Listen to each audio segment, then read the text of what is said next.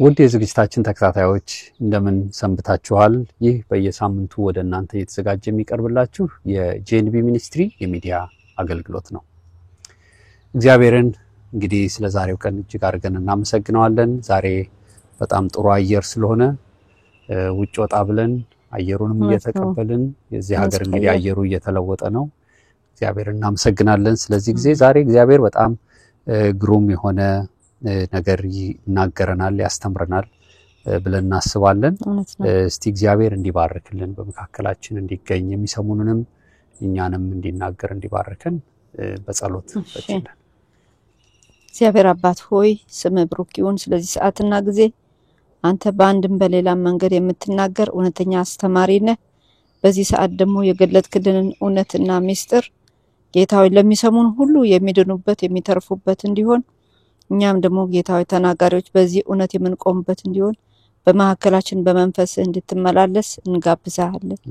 ጌታ እግዚአብሔር ሆይ እንድታስተምረን እንድትናገረን የምንሰማበት ጆሮ እንዲሰበሰብ ሰምተን ደግሞ እንድናስተውል በዚህ በሰማነው የእውነት ቃል እንድንጠነቀቅ መጠንቀቅ ካለብን ሁሉ የሚያነቃ መንፈስ እንዲላክልን ለሚሰሙ ጸጋ የሚያገኙበት እንዲሆን ሁላችንን በዚህ እውነት ውስጥ እንድትጠብቀን በዚህ ባለቀ ሙጣጭ ሰዓት ላይ ጌታ ሆይ የከበረውን ያንተን እውነት ይዘን አጥብቀን እንድንቆም የሚያግዘውን የምንሰማውን የህይወት ቃል እንድንጠነቀቅለትና እንድንኖርለት በጸጋ በመሐከላችን ሁን ጌታ በኢየሱስ ስም አሜን።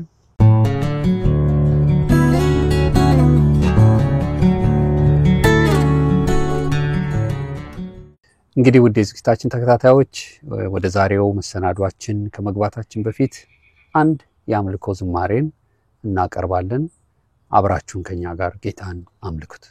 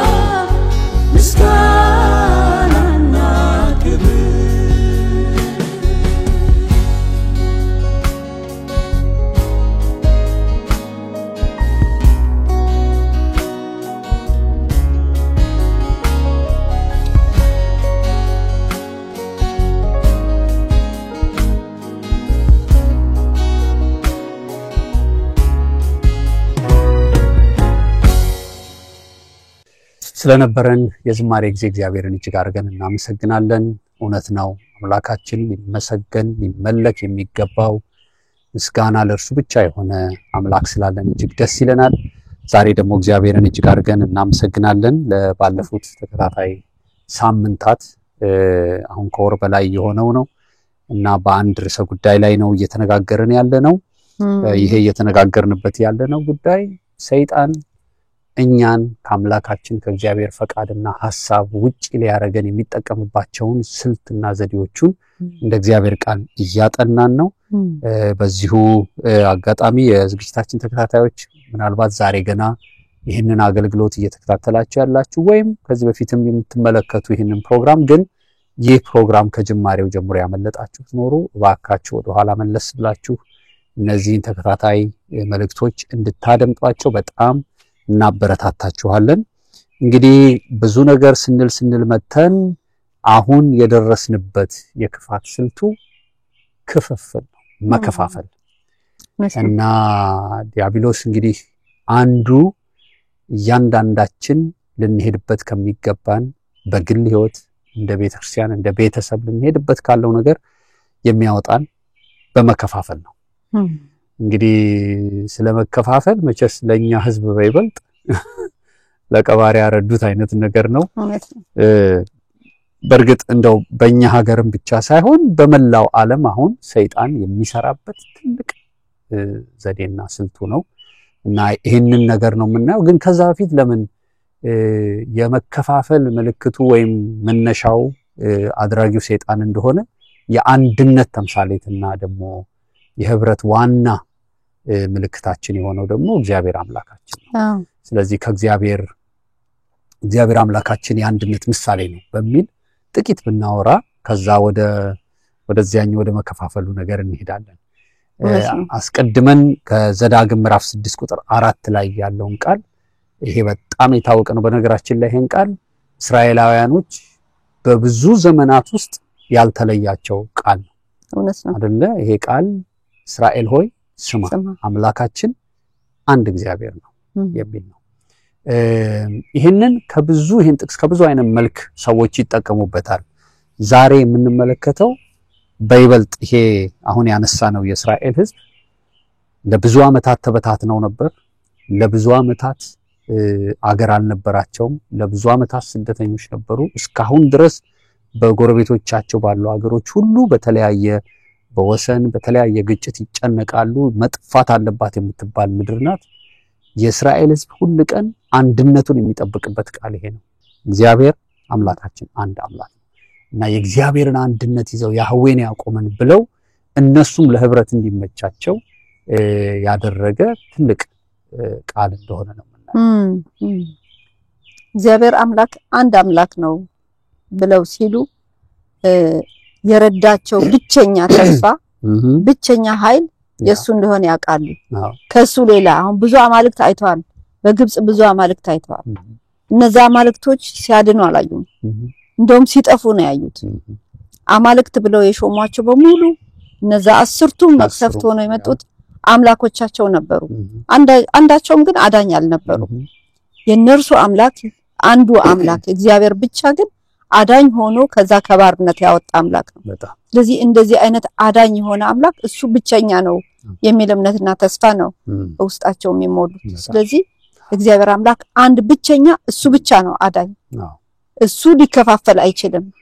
እርስ በርስ መከፋፈል የሚችል አምላክ አይደለም። አንድ ብቻውን ወጥ የሆነ ያለና የሚኖር ቋሚ ብቸኛ አምላክ ነው። ቃልም አይገልጸውም። አይደለም ለመግለጽም ከባድ ነው። እግዚአብሔርን ግን አንድ አምላክ እንደውም ብቻ እናምናለን። ምክንያቱም የሚኖሩት ይኖሩም የነበሩት ያሳለፉትም እንዳልሽውም በባርነት የነበሩትም በግብጽ ምድር ሳሉ እንግዲህ 10ቱ ታላላቅ የሆኑ አማልክቶቻቸውን ነው እግዚአብሔር የተበቀለላቸው። አምላካችን እግዚአብሔር አንድ ነው እያሉ የተሻገሩ ነው። ይሄ እንግዲህ የእግዚአብሔርን ህብረት የእግዚአብሔርን አንድነት መከፋፈል የሌለበት አምላክ መሆኑን የሚያረጋግጥ ነው። እውነት ነው። መከፋፈል አይችልም። እርሱ ብቸኛ ተስፋ የሆነ የቆመ የጸና ያለ የነበረ የሚመጣው ሁሌም ለዘላለም የሚኖር ብቸኛ አምላክ እርሱ ብቻ ስለሆነ የተከፋፈሉት ግን እየወደቁ ስማቸው እየተረሳ ነው ያሉት። እሱ ግን ሊከፋፈል አይችልም። የጸና እንደሆነ እንዳለ የሚቆም አምላክ እንደሆነ በቃሉ ላይ የምናነበው ስለሆነ እግዚአብሔር ይመስገን። ሌላው ደግሞ ምሳሌ የሚሆነን ከእግዚአብሔር ቃል የዮሐንስ ወንጌል ምዕራፍ 17 ቁጥር 21 እስከ 22 ነው። እንደዚህ ይላል ቃሉ፣ አባት ሆይ አንተ በኔ እኔም ባንተ እንዳለው ሁሉም አንድ እንዲሆኑ እንዲሁም አንተ እኔን እንደላከኝ ዓለም ያምን ዘንድ ነው ይላል እና ይሄ በጣም ጥልቅ የሆነ ስነ መለኮታዊ ነገር ያለበት ሐሳብ ቢሆንም በዚህ ውስጥ ግን እኛ አንስተነው ልናልፈው የምንፈልገው ነገር በቃ ጌታ ኢየሱስ ክርስቶስ እኔና አንተ አንድ እንደሆነ እነሱንም አንድ እንድታረጋቸው እያለ ስለ አንድነት በሚገርም ሁኔታ የጸለየበት ክፍል ነው። ይሄ ራሱ አንዱ ያረጋግጥልናል። ኢየሱስም መጥቶ እንግዲህ አንድ ልጁ ነው የተረከልን መጥቶ እና ጌታ ኢየሱስ ክርስቶስ ስለ አንድነት ስለ ህብረት እንጂ ስለ መከፋፈል ስለ መለያየት አንድም ጊዜ በስብከቱም በትምህርቶቹም ውስጥ አልሰማንም። እውነት ነው። ጌታ ኢየሱስ ክርስቶስ እኔና አብ አንድ ነን ሲል እሱ ይዞት የመጣው የአብን ተልእኮ ነው። በአብ ዘንድ የነበረውን ነው በምድር ይዞልን የመጣው። የእግዚአብሔርን ሐሳብ ነው ወደ ምድር ይዞት የመጣው። ስለዚህ ይሄን ሐሳቡን ለመፈጸም ሲመጣ ሌላ መልእክት ይዞ አልመጣም። ያንኑ በእግዚአብሔር ዘንድ የነበረውን ያንን ሐሳብ ይዞ ወደ ምድር ሲመጣ የሚከፋፍል ነገር ይዞ አይደለም፣ ከእግዚአብሔር ጋር የሚቃረን ነገር ይዞ አልመጣም። ስለዚህ ያንን እውነት ነው እኛም ጋር እንዲኖር የፈለገው። ደግሞ ይታይሽ አብና ወልድ አንድ በሆኑበት መንፈስ በዛ መንፈስ ነው እኛንም አንድ እንድንሆን አንድ እንዲሆኑ የሚለን። ስለዚህ የአንድነትን ሐሳብ የምናገኘው በእግዚአብሔር ዘንድ የነበረውን ክርስቶስ ኢየሱስ እንደገለጠው እኛ ደግሞ በክርስቶስ የነበረውን ሐሳብ በእኛም ዘንድ እንዲሆን እንድንገልጠው ይሄን እውነት ነው የተነገረንና የአንድነት መንፈስ እዛ ብቻ ነው የሚገኘው በእግዚአብሔር ዘንድ ብቻ ነው በክርስቶስ ብቻ ነው የተገለጠው የሚከፋፈል ነገር አናይም ክርስቶስም አላደረገም በመድር ላይ በነበረበት ጊዜ ይሄንን የመከፋፈልን ነገር አልተገበረውም አልገለጠውም እና እኛ ጋም እንዳይኖር ነው ይሄንን ነገር አስተምሮ ትቶልን ይሄደው በጣም እንደውም ከውድቀት በፊት በአዳምና በሔዋን መካከል የነበረ ያ አንድነት መንፈስ ራቁታቸውን ነበሩ አይተፋፈሩም በሁሉ ነገር አንድ ነበሩ በሐሳብ አንድ ነበሩ በብዙ ውድቀት ነው ይሄንን መከፋፈል ያመጣው በኋላ ጠልቀን ወደ ውስጥ ስናየው እንመለከተዋለን ግን ጌታ ኢየሱስ ያንን ነገር ነው ለማድረግ የመጣው እንደውም አንድ ጥቅስ አለ በቆላሲያስ ምዕራፍ 1 ቁጥር 19 ላይ እንደው አንድ እንድንሆን እንድንታረቅ የተከፈለልን ዋጋ በዛው አንብናነበው ጥሩ ነው እንደዚህ ይላል ቃሉ በእርሱም በኩል በመስቀሉ ደም ሰላም አድርጎ በምድር ወይም በሰማይ ያሉትን ሁሉ ለራሱ እንዲያስታርቅ ፈቅዷልና ብሎ ይናገራል እንግዲህ ተመልከች በመስቀሉ ደም ሰላምን አድርጎ በምድርም ወይም በሰማይ ያሉትን ሁሉ ሊያስታርቅ ይሄ ዋጋ የተከፈለለት አንድነት ነው እንግዲህ ያለን ለዚህ ነው እንግዲህ በክርስቶስ ካሉት ሁሉ ጋራ እንደውም የበለጠ አንድነታችን እንዲገለጥ የሚፈልገው ከዚህ የተነሳ ነው እውነት ነው ክርስቶስ ይሄንን የአንድነት ሚስጥር ይዞ ሲመጣ በመስቀሉ ደም የከፈለው ያ የፈሰሰው ንጹህ ደም ነው ዝም ብሎ ተራ የከብት ደም አይደለም የፈሰሰው ወይ የኃጢአተኛ ደም አይደለም ንጹህ የሆነ የዓለምን ኃጢአት ሊያስወግድ ተወስኖበት አዳኝ ሆኖ የመጣ ሰው ሆኖ የመጣ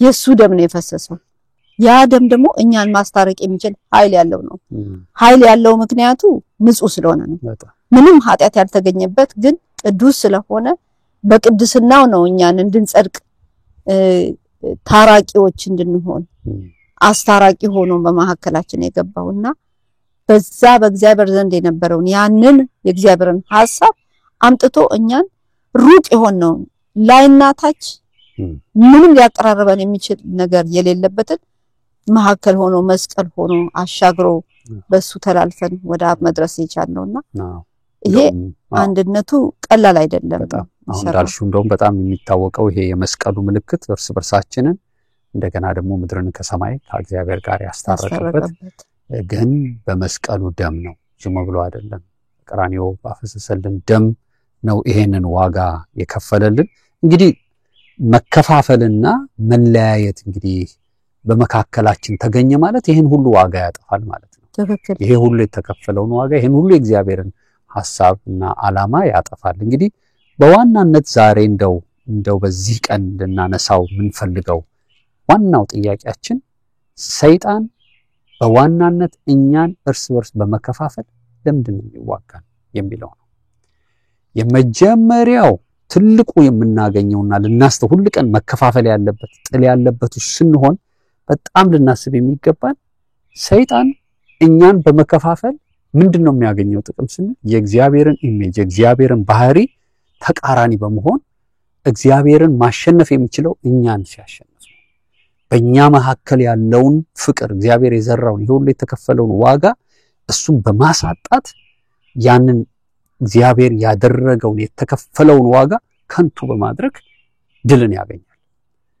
እና ይሄንን አናስበው ብዙ ጊዜ የእርስ በርሳችንን ግጭት ነው የምናየው የእርስ በርሳችንን ጥል ነው የምናየው ባልና ሚስትም በልጆችም በማንም የመጀመሪያው ነገር ባልና ሚስት አንድ ናቸው ብሎ ህብረትንና አንድነትን ያደረገውን እግዚአብሔር ላይ ነው አገንስት ተቃዋሚ የሚሆነው እና የእርሱ ተቃዋሚ ሁሉ ቀን በእግዚአብሔር ላይ ስለሆነ ስለዚህ ያው የእግዚአብሔር ልጆች የሆኑ ደግሞ የእርሱ ጠላቶች ናቸውና በየትኛውም ውስጥ መከፋፈል የሚባል ነገር ብናይ እዚህ ጋር እየተደሰተ ያለው ዲያብሎስ ነው ብለን ነው መጀመሪያው ልንነቃ የሚገባን የሚለውን ሐሳብ ምናልባት መከፋፈልን ማራመድ ስንጀምር ከእግዚአብሔር እውነት እየወጣን ነው ልክ መከፋፈል ጀመርን ማለት ከእግዚአብሔር ዓላማ ከእግዚአብሔር ፈቃድ ከእግዚአብሔር ልጅነት ስርዓት እየወጣን ነው ይሄ መረን የወጣ ህይወት ይሆናል ማለት ነው ህጉን የጣሰ አንድ ልጅ ለወላጁ አልታዘዝ ካለ ምንድነው አመፀኛ እብሪተኛ ነው የሚሆነው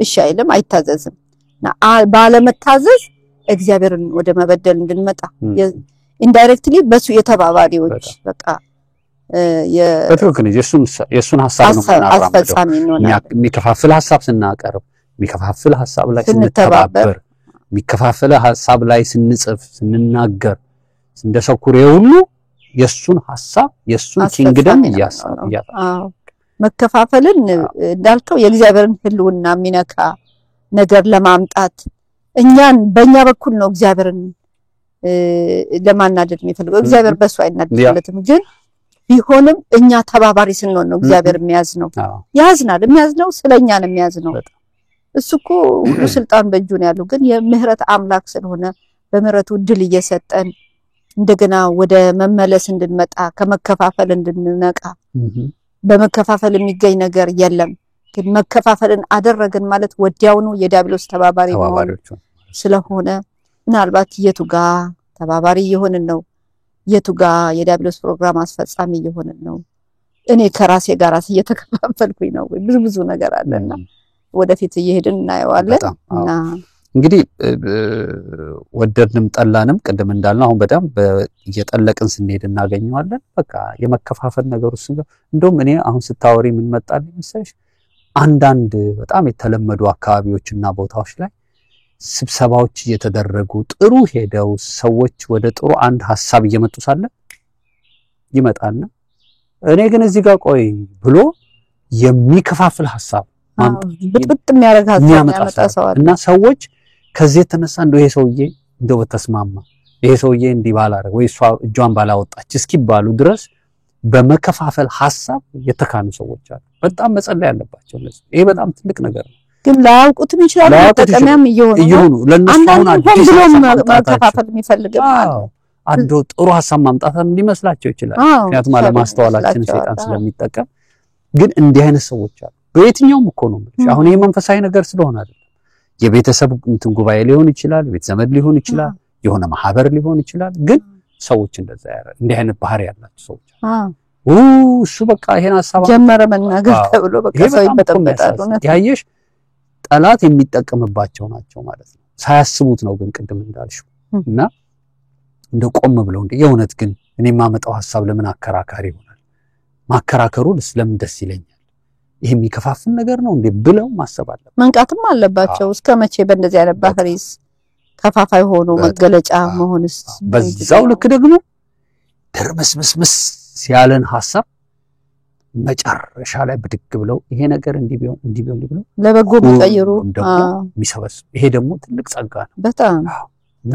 አንድ ማድረግ የሚችሉ ለዚህ እኮ ነው መጽሐፍ ቅዱስ በኋላ ምን ያወራል የሚያስተራርቁ ብፁዓን ናቸው እግዚአብሔር ልጆች ይባላሉ ነው በቃ ይሄ ማስታረቅ ራሱ በጣም ትልቅ ነገር ነው የማስታረቅ ቃል ተሰጥቶናል እሱን በኋላ እናየዋለን እንግዲህ አሁን ጥሩ እየሄድን ነው እግዚአብሔር የአንድነት አምላክ ነው የህብረት አምላክ ነው በኋላ ምን እንመለከተዋለን እንደውም ህብረት በሚያደርጉ ሁሉ ላይ በረከቱን የሚያፈስ አምላክ ነው ዲያብሎስ ደግሞ መከፋፈልን መለያየትን የሚያመጣ ነው እንዴት ነው የጀመረው ጠላት እንዴት ነው በመከፋፈል ቅድም እንዳልነው በእግዚአብሔር ሥራ ላይ አጌንስት ይሆናል እንደተባባል ነው የመጀመሪያው የምናየው ጥቅስ ኦሪት ዘፍጥረት ምዕራፍ 3 ቁጥር 13 ላይ ነው እንግዲህ በመጀመሪያ ሰውን በኃጢአት እንዲወድቅ አድርጎ ከአምላኩ ለየው ከዚያ ደግሞ እርስ በርሱ ወንድሙን ከወንድሙ በመከፋፈል በቃ እየቀጠለን ሄደው እንደዚህ ነው የሚለው ምዕራፍ 3 ቁጥር 13 ላይ ዘፍጥረት እግዚአብሔር አምላክም ሴቲቱን አላት ይህን ያደረግሽ ምንድነው እርሷም እባብ አሳሳተኝ እና በላው አለች እንግዲህ ኃጢአትና ሞት በመሐከላቸው ገባ ሰውና አምላክ ተለያዩ ምን አረገኝ አሳሳተኝ እንግዲህ ያሳሳተ በመካከላችን እየገባ ሰበበኛም ያደረገ እኮ ነው አሳሳተኝ ራስን መግዛትም እንዳይኖር ያሳበበ ኃጢአትን ለማድረግ በቀላሉ በጣም አሳሳተኝ እባብ አሳሳተኝ እሷ አሳሳተች ሁሉም አንዱ ባንዱ ሲያመካኝ ዛሬ ድረስ የምናደርገው ነገር ነውና ለመከፋፈላችን ምክንያቶች እንደረድረ እሱ ነው እሱ መቋቋም ይችል አቅም ግንኛ ውስጥ የለም እስከመቼ ነው እየተሳሳትን እየተከፋፈልንስ ተጠራርገን አብረን ተከታይ ምን ሆኖ ለመከፋፈል ገብቷል እና ተከፋፋዮች ፈቃደኞች ለመከፋፈል አመራ ሲከፋፈል እየበዛ አይደል ግን ጭንጭን ነው የሚያፈራ እየከፋፈለ ራሱን ያበዛል መከፋፈል ገባ የጉዳትን መነሻ አድርጎ ነው እየተቆራረጠ ምንድነው የተቆራረጠ ነገር የሚጠቅመው እና ይሄ የዲያብሎስ ስትራቴጂ ማለት ዘዴው ውስጡን በደንብ ነው እየፈለፈለ ለመከፋፈል አቅም ያገኘው ስላልነቃን ነው ግን ብንነቃ ግን አይከፋፈለንም እኔና አንድ እንደሆነ እነሱም አንድ እንዲሆኑ ያለ ኢየሱስ የተናገረው እንግዲህ በዋናነት አዳምና ሔዋንን ሐሳባቸውን አሳስቶ ከእግዚአብሔር ከፈላቸው እሺ ያ በመሸ ጊዜ ይመጣ የነበረው ድምጽ የሚናፍቁትን ድምጽ ሸሹት ጭምረሽ ከእግዚአብሔር ጋር ስትለይ ድምጹን መስማት ፈለግሽ እና የእግዚአብሔርን ቃል መስማት ሰው ያስጣለዋል ከእግዚአብሔር ጋር ተከፋፈለ ተለያየ ማለት ይለየዋል ጠላት የሚፈልገው ዝማሬ መስማት የእግዚአብሔርን ቃል መስማት ከወገኖች ጋር መሆን ይለየዋል ይከፍለዋል ከህብረት ያወጣዋል እግዚአብሔር ያወጣዋል ምክንያቱም ከዚህ ቀጥሎ የምናየው ወዲያውኑ ያ መከፋፈል በእግዚአብሔርና በእነሱ መሃል ያለው መከፋፈል ወንድማማች እርስ በርሳቸው የመጀመሪያ በዓለም ላይ ወንድማማች የተባሉ ሰዎች መዋደድ እንዳይችሉ አረጋቸው እና ይሄንንም በዘፍጥረት ምዕራፍ 4 ከቁጥር 8 እስከ 10 ላይ ቃየንም ወንድሙን አቤልን እስኪና ወደ ሜዳ እንውጣለው በነገራችን ላይ እዚህ ላይ ህብረት ያለ አይመስልም እስቲና አስቦለት ያጫውተው ደስ ይላል በቃ የወንድማማች ነገር ነው የምናየው ከዛ በኋላ በመስኩ ሳሉ ቃየን ወንድሙን አቤልን አጠቃው ገደለው ከዚያም እግዚአብሔር ቃየንን ወንድም አቤል የት ነው ቃየልም አላውቅም እኔ የወንድሜ ጠባቂ ነኝ እንግዲህ መከፋፈሉ ስትሆኝ ማንንም የፈለገ ቢሆን የራስ ጉዳይ አትጸልይለት አታስብ አትረዩ በቃ ይሄ በጣም ከባድ ነው ይሄ አሁን በዚህ ዘመን የምናየው ግዴለሽነት ስለሚሞቱ ሰዎች ስለሚጠፉ ሰዎች ስለሚራቡ ሰዎች ግዴለሽነት ይሄ በጣም የሚያሳዝን ነው የቃየን መንፈስ በመከፋፈል የመጣ ውጤት ነው ምንም አይመስልንም የኛ ሀገር ሰው የኛ ትውልድ ሰው የኛ ሰፈር ሰው የኛ ቤተክርስቲያን ሰው ሲሆን ብቻ መተባበር ከዛ ውጭ ካልሆነ ግን በቃ የራስ ጉዳይ የመንግስት ስራ የእግዚአብሔር መንግስት ጉዳይ ሸክሙን ከውስጣችን አጥፍቶታልና ሲከፋፍለን አየ ግለሰቦች አድርጎናል የግሌን ነው የኔን እያልኩ ነው የኔን ጉዳይ ነው ለመቆጣጠርና ለመጠበቅ የምፈልገው የእግዚአብሔር መንግስት የሚለውን ያንን በትውልዱ ላይ እንዲኖረን የፈለገውን ሸክም ግን እናጣዋለንና የመንግስት ሸክም ወይም የእግዚአብሔር መንግስት ብለው ጥሩ ነው የእግዚአብሔር መንግስት ሸክም ከውስጣችን ሲጠፋ እንዳልከው አንጸልይም ስንቶች ናቸው ዛሬ ጸሎት የሚያስፈልጋቸው የጠፉ ምን የመሰሉ አገልጋዮች ምን የመሰሉ የእግዚአብሔር ሰራተኞች የነበሩ ሸክም ጠፍቶ መከፋፈል ስላለ ስለነሱ ማሰብ ቀርቶ የት ነው ያሉት አሁን የቱ ጋር ነው ያሉት ስንጠቀምባቸው የነበሩ ዛሬ የተወድቀዋል ለነሱ የሚሆን ሸክም ያጣነው እኛ እዚህ ጋር ስራ ስለሰጠን ነው ስራው ሸክሙ የሚያስጠል ስለሆነ ስንከፋፈል እና የመንግስቱ ጉዳይ ተረሳ ስለዚህ አሁን ማንንም ይጥፋ ማንንም በቃ የኔ ጉዳይ የኔ አይጥፋ በነገራችን ላይ ይሄንን ያው እግዚአብሔር በሰጠን በዚህ ሚዲያ ከጥንቃቄና ከፍቅር ጋር መናገር ስላለብን ብናገረው ደስ ይለኛል ይሄ ቃየን ከብዙ ሺዎች ዓመት በፊት እኔ ወንድሜ ጠባቂ ነኝ ያለውን ዛሬም የተደገመበትን ጊዜ እናስታውሳለን ሩቅ አይደለም ቅርብም አይደለም በመድራችን በነበረ በአንድ ወቅት ከባድ ችግር ጊዜ ስላለው ግጭት እንጸልይ ተብሎ የጸሎት ርዕስ ሲሰጥ አንጸልይም የተባለበት ዘመን በእኛ እድሜ የተደረገ ነገር አንጸልይም ለምን የነሱ ዘር አይደለም የነሱ ወገን አይደለም አየሽ ይሄ ነው እንግዲህ አሮን በሚሞቱትና በህይወት ባሉት መሐከል ጥናውን ይዘቁም ነው የተባለው ጸሎት ማለት በመሃል የምትቆሚበት ነው መሃል ሰፋሪነት አይደለም የሞቱ ላሉትና በህይወት ላሉት እንዳይሞቱ የሞቱት ደግሞ እንዲተርፉ የምትጸልይበት ህይወትን ምን ለምንበት ነው እኔ ግን የነሱን ተነኝ የወንድሜ ጠባቂ ነኝ ወይ በደንብ አሁንም አክቲቭሊ ይሰራል ይሄ መንፈስ ይሰራል ይሄ ቃየን መንፈስ ይሰራል ለምን መከፋፈል በመሃላችን ስለመጣ በኋላ እናያቸዋለን የመከፋፈል ምክንያቶች ምንድናቸው ወደሚለው ስንሄድ ደግመን እናነሳዋለን ቃየንን ግን ህብረት ያለ ይመስላል አንድነት ያለ ይመስላል ሰርግ ላይ ስንታይ አይደል ለቅሶ ላይ ስንገኝ አንድ ላይ ያለን ይመስላል ልክ የሆነ ነገር ላይ ነው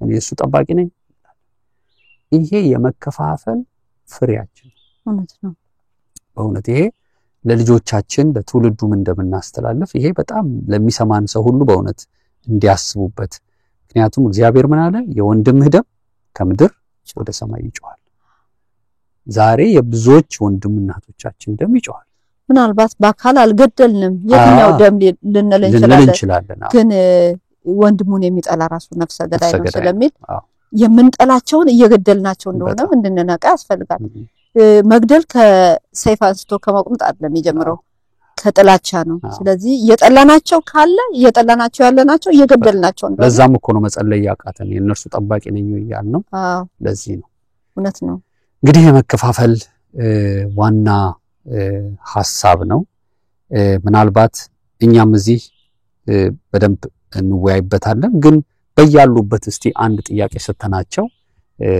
ይነጋገሩ ብቻቸውም ካሉም እንዲያስቡበት ከሌላም ሰው ጋር ከሆኑ እንዲያስቡበት አንድ ጥያቄ እናቀርብላችሁ እንደ ግለሰብ እንደ ቤተሰብ እንደ ቤተክርስቲያንና እንደ አገር መከፋፈል ምን ያህል እየጎዳን ነው እንደ ግለሰብ እንደ ቤተሰብ እንደ ቤተክርስቲያን እንደ ሀገር መከፋፈል ምን ያህል እየጎዳን ነው የግል ህይወትን ይው ቤተሰብን ይው ቤተክርስቲያንን ይው አገርን ይው እነዚህ ዋና ነገሮች ስለሆኑ ነው ከነዚህ ውጭ ስለማንሆን እንደው መከፋፈል ምን ያህል እየጎዳ ነው እነዚህን ክልሎች እነዚህን ሐሳቦች እነዚህን ጉዳዮች በጣም ትንሽ ሰከንድ ተሰጣችኋለን ከዛኛም ደግሞ እንነጋገራለን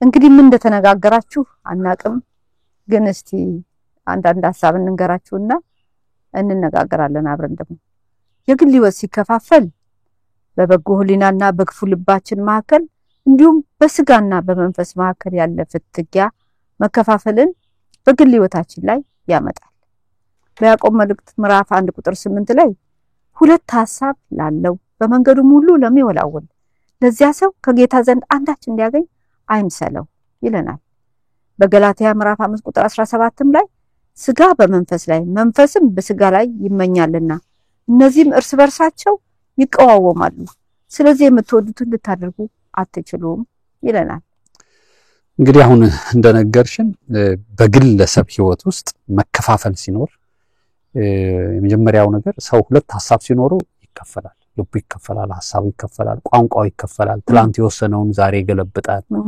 ትላንት ከተስማማበት ጋር ዛሬ ይጣላል ትላንት ባለበት መስመር ላይ አይገኝም ሁለት ሐሳብ እሱ ብቻ ሰው ሌላም ሰው ግራ ያጋባል የሐሳቡ መከፋፈል ትላንት አማኝ ነው ከዛ በኋላ ሲክርታ ያዋለች ትላንትና ይሄ ሁለት ሐሳብ ያለው ሰው ምንም በቃ አያገኝም አይጨበጥም እሱ ራሱ እና የቱ ጋም እንዳለ አይታወቅም ስለዚህ በሁለት ሐሳብ ስለሆነ ትላንትና ልክ ነው ያለውን ያመነበትን ዛሬ ልክ አይደለም ብሎ ሊቀየር ይችላል ስለዚህ ሁለት ሐሳብ ያለው ሰው በጣም የትኛው ነው ሐሳቡ የትኛውን ለሰው ያስረዳ ሁለት ከሆነ እንዴት ነው ሁለት እግር ስላለ ሁለት ዛፍ አይወጣም ስለዚህ ሁለት ሐሳብ ነው ሁለትን ነገር ባንዴ ለማስኬድ ስለማይቻል የአቋምን ጉዳይ የሚጠይቅ ነው በጣም አንድ ሐሳብ ላይ እንዲቆም አንድ ሐሳብ ላይ እንዲመሰረት ሰውን አይምሮ የሚማረክ የሚሰበስብ ቃል ነውና ሐሳባችን የቱ ጋር ደግሞ እንደዚህ አይነት ሰዎች እኮ በጣም ብዙ አሉ በአካባቢያችን ሁለት ሐሳብ ያላቸው በቃ መወሰን የሚያቀታቸው ዛሬ በጣም ብዙ ሰዎች አሉ በሁለት ሐሳብ የሚያነክሱ እስከመቼ ድረስ ይላል እግዚአብሔር ቃል ነው በሁለት ሐሳብ ታነክሳላችሁና ይሄ ይሄ እንግዲህ አሁን ሌላን ሰው ይጎዳል ራሱን ይጎዳል ሰው አንዳች የሚያገኝ አይምሰለው ነው አያገኝም ይሄ ለዚህ ነው በአቋም በማጣት የሐሳብ መከፋፈል የልብ መከፋፈል ውስጥ ስላለ አንድ ዓለምን ይፈልጋል አንድ እግዚአብሔር ማስደሰት ይፈልጋል አረ ማህበርተኞች ይላል እንደገና ደግሞ ለጌታ መሆን ይፈልጋል በቃ እንዲህ አይነት ሰው በረከትን ሳያገኝ እዚህም እዛም ሳይሆን ይባከናል ይሄ መከፋፈል ነው ጠላት ለብቻ የሚያጠቃው በግል ሰውን የሚያጠቃበት አካሄዱ ነው ይሄ በጣም ያው ምናልባት አንድን ሰው በግሉ በሁለት ሐሳብ እየከፋፈለ አምሮን ያበላሸበት ስለሆነ ሁለት ሐሳብ ያለው ሰው ጠላት አምሮን ራሱን እየከፋፈለው እንደሆነ እንዲነቃ የሚያደርግ ነገር ነው በጣም ሁለት ሐሳብ ይዤ እንዴት ነው እግዚአብሔርን በተስፋ መጠበቀው በእግዚአብሔር ላይ መታመን አንድ ሐሳብ በኔ መታመን ወይ ደግሞ በሌላ በስጋ ለባሽ መታመን ሌላ ሐሳብ ሁለቱን አንድ ላይ ጨብጬ ግን በቃ ውጤታማ መሆን ስለማልችል አንድ ሐሳብ መምረጥ ያስፈልጋል የሚታመን በእግዚአብሔር ይታመናል የሚመካ በእግዚአብሔር ይመካል በሁለት አስተሳሰብ ውስጥ ያለን ካለን ምናልባት ጠላት ግራ ያጋባን ያለን ሰዎች ነን የቱ ጋር ነው ሐሳባችን እየተደበላለቀ የተቸገር ነው በእግዚአብሔር እየተመካን በእግዚአብሔር እየታመንን ነው ወይስ ሁለት ሐሳብ ይዞ ይወዘውዘናል የቱ ጋር አለን እንድንነቃ አድርገናል ግለሰቦችን እንግዲህ ሁለተኛው ደግሞ ያነበብሽልን ቃል ገላትያ ላይ ያለው ይሄ ደግሞ በግለሰብ ህይወት ውስጥ በቃ ሁሌ ስጋ በመንፈስ ላይ መንፈስም በስጋ ላይ ይቃወማል እና ከዚህ የተነሳ በጣም ልናደርግ የምንፈልገው ነገር ማድረግ ያቀተናል እና ይሄንንም በቃ ሰይጣን እንዳንንቀሳቀስ ያስረናል ማለት መንፈሳዊ ነገራችን ይጠማል ለምሳሌ ጧትን ጸልያለሁ በእግዚአብሔር ፊት በዚህ 3 ቀን 4 ቀን ቀርባለሁ ወይ እንደዚህ ያደርጋለሁ ስንል ሌላ ይስጋ ምክንያቱም ሁሉ ቀን ስጋ የሚፈልገው ነገር ሲኖር መንፈስ ይቃወማል ልክ አይደለም የእግዚአብሔር መንፈሳዊ አሁን እግዚአብሔር ቃል አይልም ይለናል እኮ ውስጣችን በዛው መጠን ደግሞ መንፈሳዊ ነገር አረጋለሁ ስንል ደግሞ ስጋ ደግሞ ደከመኝ እንዲላር ግራበኝ እንዲላ በቃ እርስ በርስ ሁሉ ይቃወማል ስለዚህ ልታደርጉ ስለማትችሉ በዚህ መከፋፈላት ቆዩ ነው የሚለን ጌታ በቃ ማንን እናስደስት እስቲ ምርጫችንን በሁለት ሐሳብ ውስጥ ያለን ሰዎች ስጋችንን እናስደስተው ወይስ መንፈሳችን እኮሊናችን ላይ የሚመጣው ከራሱ ዕውቀቱ ነው ምንም የተለየኮ ነብይ ምናምን አያስፈልገው አእምሮአችን ህሊናችን ራሱ የሚመሰክርልን አሁን ራሱ እንዲስንል ለካ ስጋና መንፈስ እየተቃወሙ ነው ነው ውስጥ በቃ መከፋፈል ያለው ለእግዚአብሔር ሊሆን ያልቻልኩት ብለን እንድንጨክን ነው እንድንወስን አንዳንድ ጊዜ በቃ በስጋና በመንፈስ መሃል ያለውን ፍትጊያ እኛው ራሳችን ፈቃደኛ ሆነን ያቆየ ነው ስለሆነ መንቃት አለብን በቃ ይሄ ከየት መጣ ምናልባት ይሄ ጉዳይ ከሰው ጋር ከእግዚአብሔር ጋር ብቻ ላይሆን ይችላል ከሰውም ጋር ከቷል ከራሴም ጋር ከሌሎችም ጋር የሚያቃወመኝ ነገር ካለ የሆነ አለ ማለት ነው ትግል አለ በጣም እንደዚህ አይነት ትግል ያለብን ሰዎች መንቃት አለብን ምን እየሆንኩኝ ነው ለምንድን ነው እንደዚህ መሆነው ብለን ካልነቃ አናስተውለው እግዚአብሔር ያንቃን እንጂ በጣም ይሄ በጣም ግልጽ የሆነ ሐሳብ ነው በጣም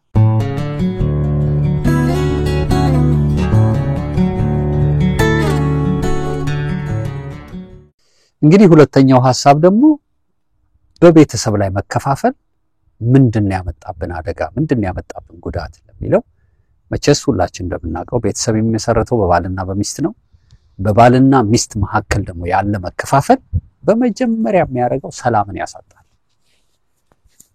ትውልድን ያጠፋል ቤትን ደግሞ ያፈርሳል ለዚህ ነው የእግዚአብሔር ቃል በማርቆስ ወንጌል ምዕራፍ 3 ቁጥር 25 ላይ ቤትም እርስ በርሱ ከተከፋፈለ ሊቆም አይችልም እንግዲህ ቤትም ሲል ይሄ የምናየው ህንጻውን አይደለም በዛ ቤት ውስጥ ያሉ ባልና ሚስት ቤተሰብ በመከፋፈል ላይ ካሉ ማንም ሊቆም አይችልም እንግዲህ በመከፋፈል ምክንያት ሊቆም ያልቻለ የፈረሰ ስንት ትዳር ስንት ቤት እንዳለ በእውነት ብዙዎቻችን የምናውቀው ጉዳይ ነው ለዚህ ነው እንግዲህ መከፋፈል በብዙ አደጋ አምጥቶብናል ያው አንዱ ሰላምን ያሳጣል ትውልድን ደግሞ ያጠፋል ልጆች ይበተናሉ እና በዚህ ላይ ምናልባት ምትል ነገር ካለሽ ባልና ሚስት ሲከፋፈል ለሚቀጥለውም ትውልድ ቀጣይ የሆነ የተዛባ ዕውቀት ማስተላለፍ ነው ባልና ሚስት ለምን ይከፋፈላል ለምን እንደሚከፋፈልም አያውቅም እየተከፋፈለም እንደሆነ አይገባውም ግን ንዴተኛ ይሆናል ባልየው ቁጡ ይሆናል በሚስቱ ላይ በሆነ ባልሆነው አግረምራም ይሆናል ሚስትየውም እንደዛ ትሆናለች፣ ትበሳጫለች። ባሌ እንዲህ ነው እንደሆነ አላውቅም፣ በቃ ይሄ ባሌ በዚህ አይነት ሁኔታ ስለሆነ ከሱ ጋር መቀጠል አልችልም፣ ከዚህ ሁሉ ብለያይ ይሻላል።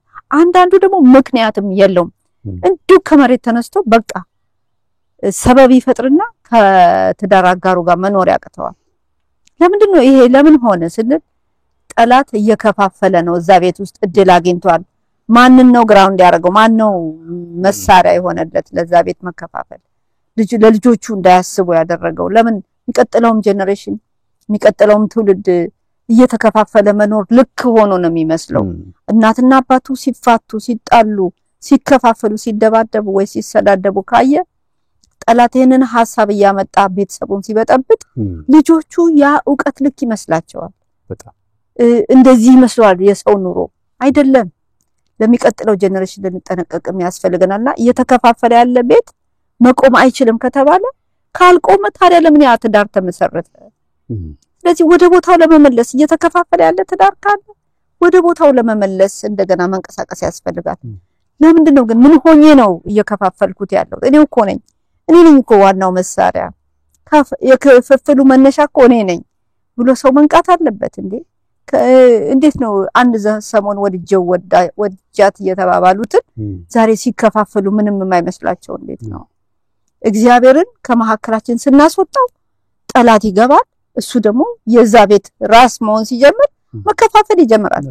የተዛባ ዕውቀት ይከታል፣ ጥላቻን ይዘራል፣ መሐከላቸው እንዲናናቁ ያደርጋል፣ እንዳይከባበሩ እንዳይግባቡ ያደርጋል።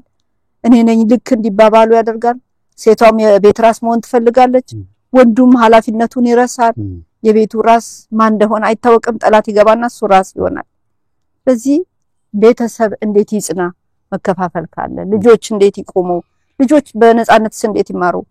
ወላጆች የተፋቱ ወላጆች ያሏት አንዲት ልጅ ትምህርት ቤት ገብታ ብላ እንደዚህ ብላ ነው የምትቀመጠው። አስተማሪዎቹ ግራ ይገባቸዋል።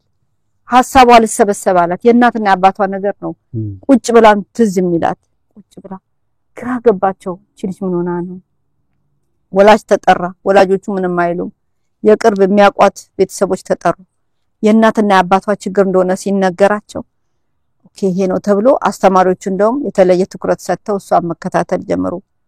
ልጅቷ ጥሩ እንትን ያላት ጉብዝና ያላት ልጅ ነበረች። አእምሯ በጣም ማደግ የሚችል አእምሮ እንዴት በወላጆች ምክንያት ትውልዱ እንዴት እየተጎዳ እንደሆነ መጀመሪያ እንደውም ተጎጂዎች ልጆች ናቸው በቤት ውስጥ ያሉ በየትኛው እድሜ። በነገራችን ላይ ትልቅም ይሁኑ ትንሽ ደግሞ ያንኑ ነው። ቅድም ስትይ ማስታውሰው ነገር እሱ ነው። እኔ አባቴ እናቴን ሲያደርግ የነበረውን ነው ምደግመው። ልክ ነው። እናቷ የምታረገውን ነገር ነው ሴት ልጅ የምታረገው እና ወይም ደግሞ አባቷ የሚያረገውን ነገር ሁሉ እሷም የምታገባው ሰው የሚያረጋት ይመስላታል። ስለዚህ በጣም በጣም ከባድ ነገር ነው። ምን ያህል እያበላሸን እንደሆነ እንግዲህ አሁን ቅድም ጥሩ ነገር ተናገርሽ። አንዳንዱ እንደውም የመከፋፈል አይመስለውም። የኔ ሐሳብ የሐሳብ ትግል ፍጭት ነው የሚመስለው። ግን ሁሉ ቀን ይሄንን የሐሳብ መከፋፈልን በማምጣት ለምንድን ነው ሰይጣን የሚሰራው ስንል በቃ ይሄ የሰይጣን እጅ እንደሆነ መከፋፈል ሲባል የእግዚአብሔርን ህልውና የሚያጠፋ ጠላት ያንን ሊያደርግ እንደሆነ ማወቅ አለብን። በቃ በዚህ ደስተኛ የሚሆነው ትርፋማ የሚሆነው ማለት እሱ ብቻ ሰይጣን ብቻ። ይሄንን ነው ልናውቅ የሚገባው። እንግዲህ በቤተ ክርስቲያን ያለ መከፋፈልን ደግሞ ብናይ ክርስቶስን የማናሳይ እንሆናለን። ምክንያቱም ክርስቶስ ነው ቤተ ክርስቲያንን የመሰረታት። ምስክርነታችን ይበላሻል። ክርስቶስ የቱም ጋር አይታይም። ዮሐንስ ወንጌል ምዕራፍ 13 ቁጥር 35 ላይ እርስ በርሳችሁ ብትዋደዱ ሰዎች ሁሉ የኔ ደቀ መዛሙርት እንደሆናችሁ በዚህ ያውቃሉ ይላል ጌታ ኢየሱስ ክርስቶስ።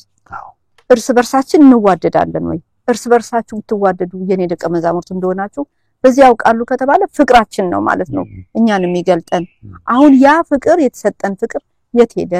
የቱ ጋር አደረግነው? እርስ በርሳችን መዋደድ ይችላል በቤተ ክርስቲያን ውስጥ ወይስ እየተገፋፋን ምሳሌነት አተናል? የት ጋር ያለ ነው ወገኖች?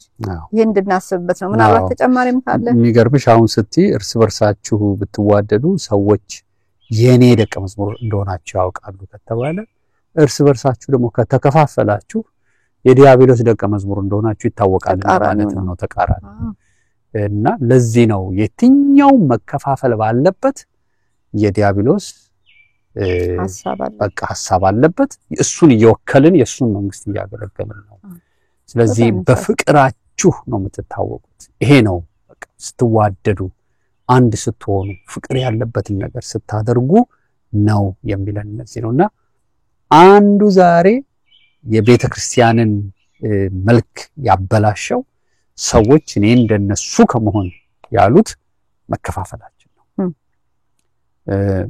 እንደ ጤነኛ ስለቆጠር ነው እንጂ በቋንቋ የተከፋፈለ ቤተክርስቲያን መኖሩ የወንጌልን ሥራ ለመስራት በሚል ሰበብ ተደረገ እንጂ ቅድም እንዳልኩሽ ይሄ የቋንቋ ልዩነት ስላለብን ለሌላው እስቲ እንዲ ችግር ላይ ነው ያለውና አንጸልይ ሲባል ነው አንጸልይ አየሽ ስለዚህ ዓላማው የወንጌል አይደለም ማለት ነው ልክ ነው ለወንጌል ተብሎ የተከፈተ ቤተክርስቲያን አይደለም ማለት ነው ሰዎችን በቋንቋቸው የሚገባቸው እንድንደርስ ነው በጣም ጥሩ ዓላማ ነው በጣም የሚደገፍ ነው ምክንያቱም እነ ሐዋርያው ጳውሎስ ይሄን ነገር በደንብ ተጠቅመውበታል በየሄዱበት ስፍራ ሁሉ ባሉበት ባህላቸው ቋንቋቸው አገልግለዋቸዋል ጥሩ ነው ግን ተፈተሻ የሚፈትሽ መጣ እስቲ ለዚህ ብሔር እንጸልይ ችግር ላይ ነው ያለው አንጸልይ ስለዚህ ለማን እንጸልይ ታዲያ ለዛ ብሔር ለየተጎዳላለ ብሔር ካልጸለይ ለማን እንጸልይ እና ወንጌል እሱን አይደለም የሚያስተምረን የክርስቶስ ፍቅር እሱ አይደለም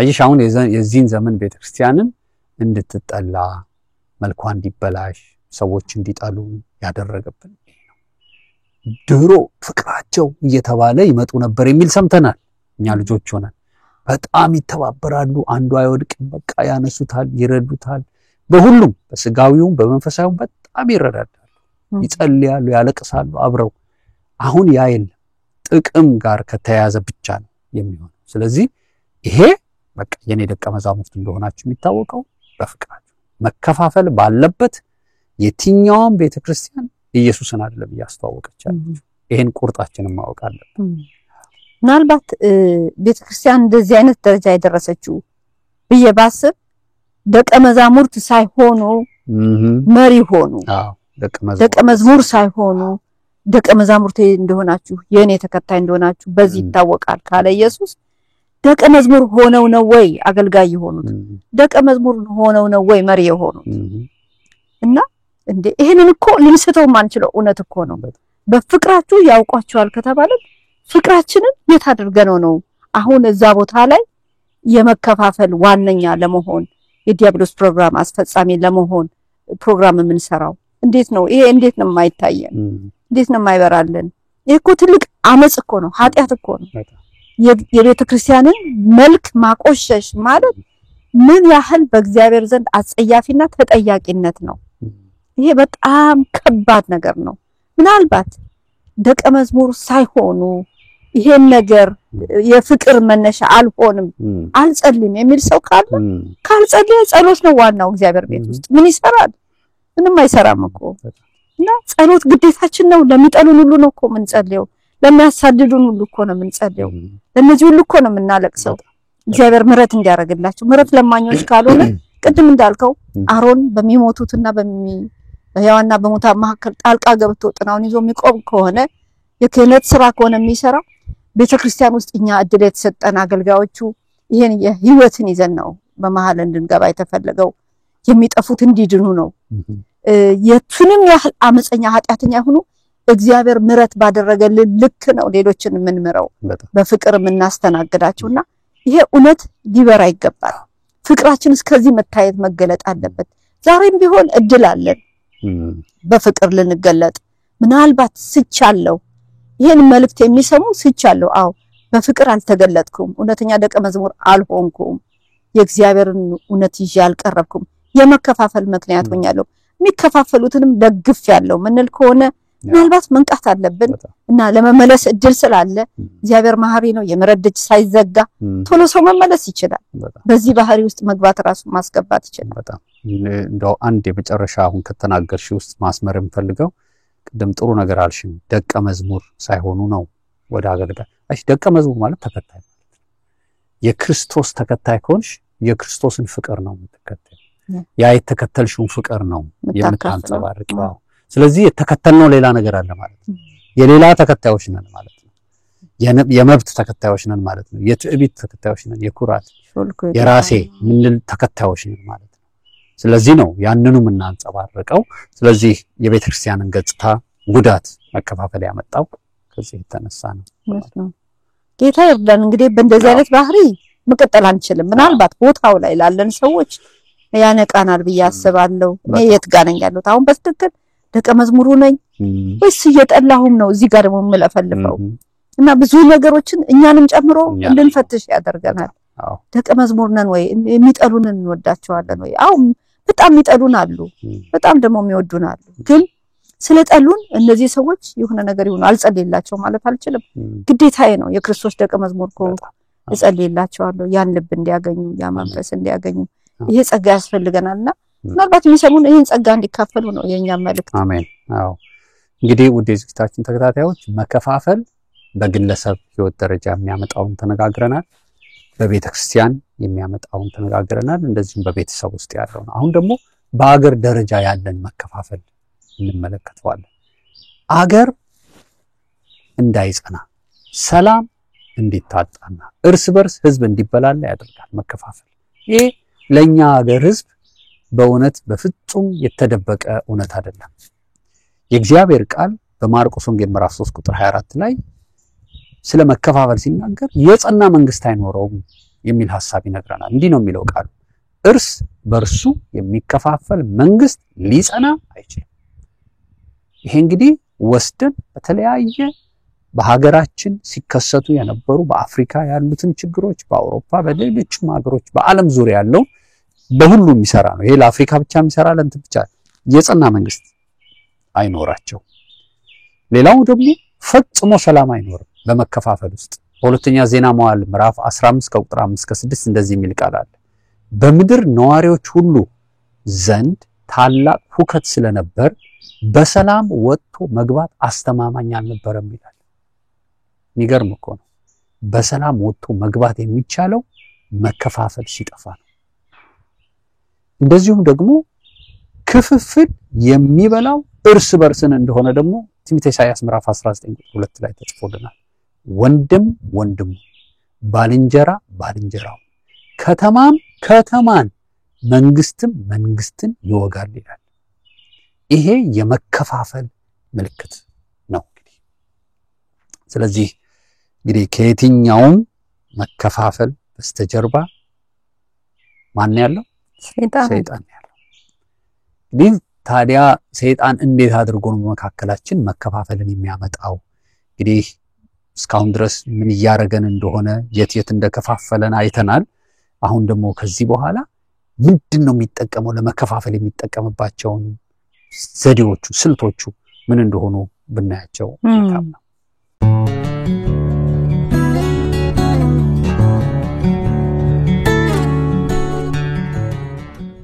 ውድ የዝግጅቶቻችን ተከታታዮች ይህ የጀመርንላችሁ ትምህርት በጣም ሰፊ ሐሳብ ያለው ስለሆነ ዛሬ እዚህ ላይ እናቆመውና በሚቀጥለው ሳምንት ተከታዩን ሐሳብ እንነጋገራለን። ውድ የዝግጅታችን ተከታታዮች ስለነበረን ጊዜ እግዚአብሔርን እጅግ አድርገን እናመሰግናለን።